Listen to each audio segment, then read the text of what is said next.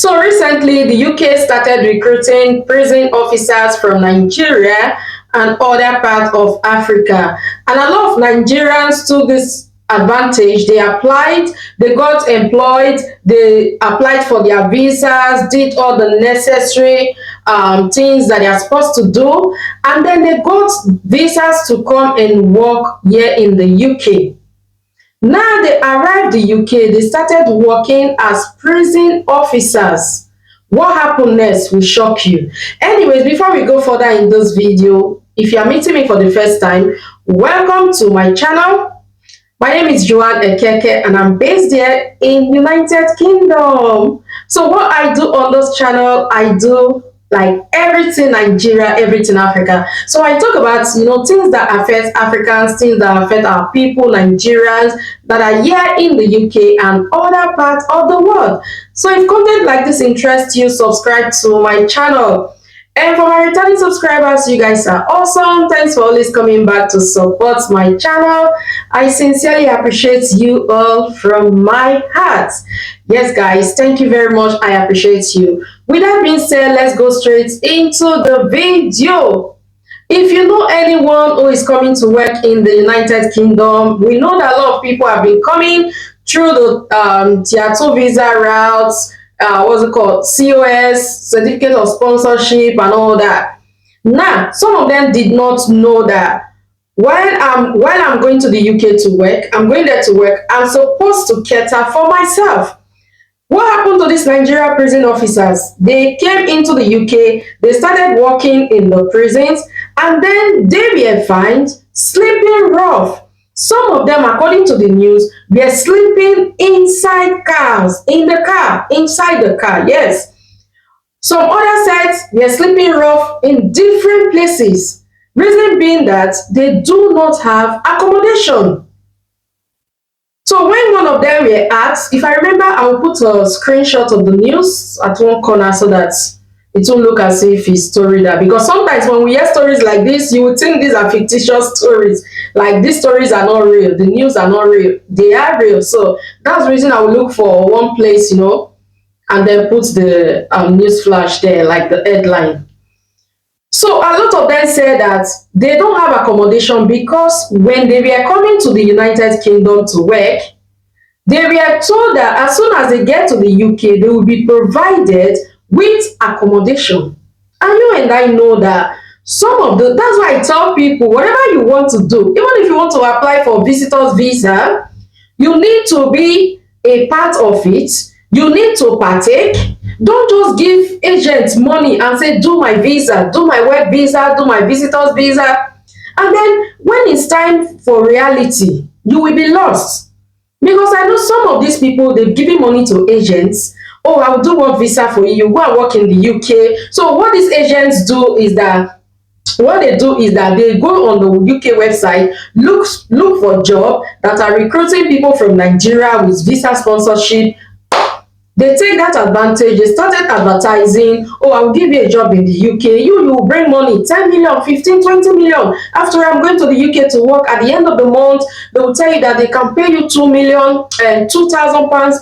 And by the time you convert it, you'll be like, oh, at the end of the month, I will be getting over 4 million naira. Why not I just give 20 million and then before how many months I will get back my money? But they don't even know the reality of what is happening in the United Kingdom. So according to the news, these officers, prison officers that were recruited from Nigeria to the UK, according to their testimony, they said that they were told by the agency that brought them that as soon as they get to the UK, accommodation and everything is waiting for them. Everything is ready. So some of them, they sold everything that they had back home in Nigeria just to move into the UK, believing that as soon as they get to the UK, everything is ready, like everything is waiting for them.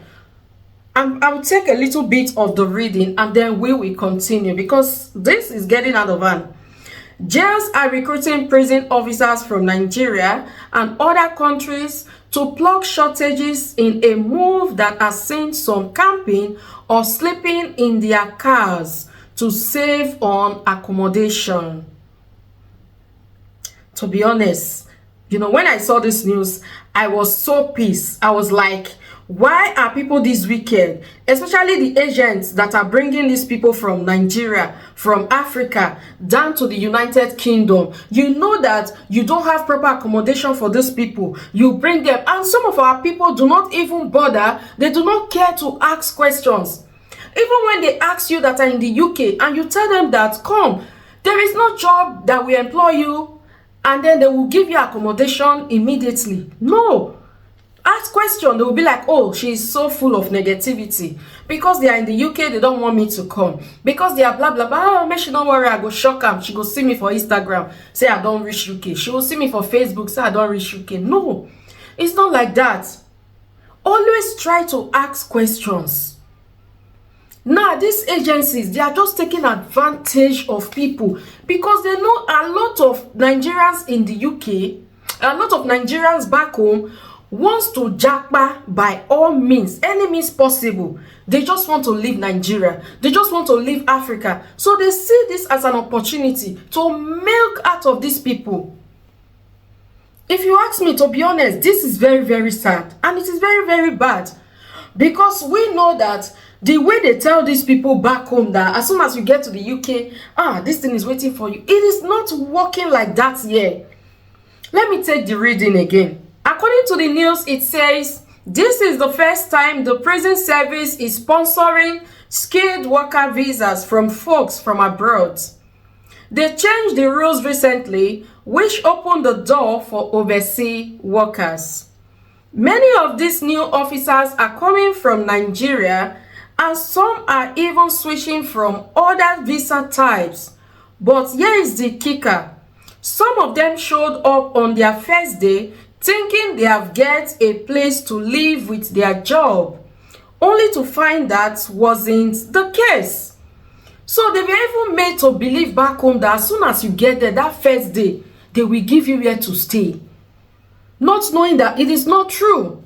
It is not true.